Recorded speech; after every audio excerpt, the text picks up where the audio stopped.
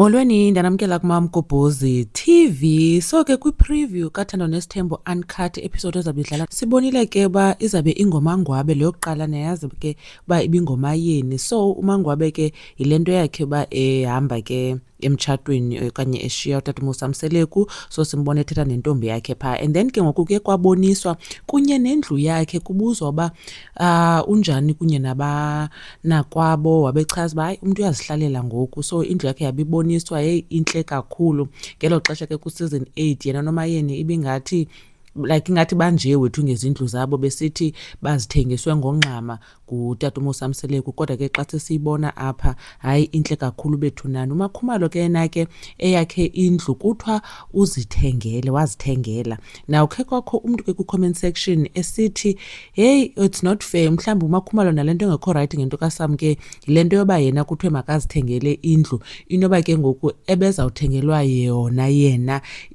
kuzawuthengelwa uSam ke uMakhwela uwife number 5, ngoba yena ke ebengekabi naye nendawo ebonakalayo okanye engeyakhe phaa eMzumbe. Bekuthiwe uzawulungiselwa phaa kwaKhayakhulu ahlale khona.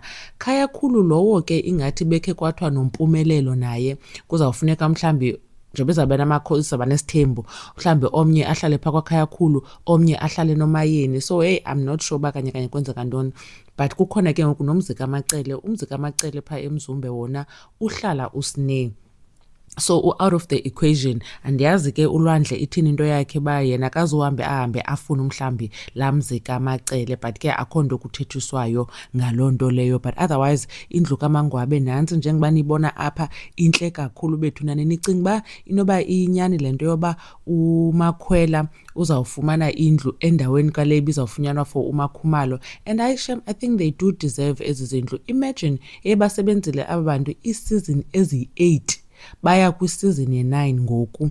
But yeah, itsho ke into bethunani sizawubona ke uMangwabe xa sele ethetha in detail malunga nale nto yakhe yohamba. Ingaba uhanjiswa nguwife number 5 qha okanye kuzawuvela ke nezinye izinto, ngoba ke ngoyena nkosikazi ebengonqena uthetha phandle echaza indlela aziva ngayo ngutatomisa Mseleku esithi akananyani.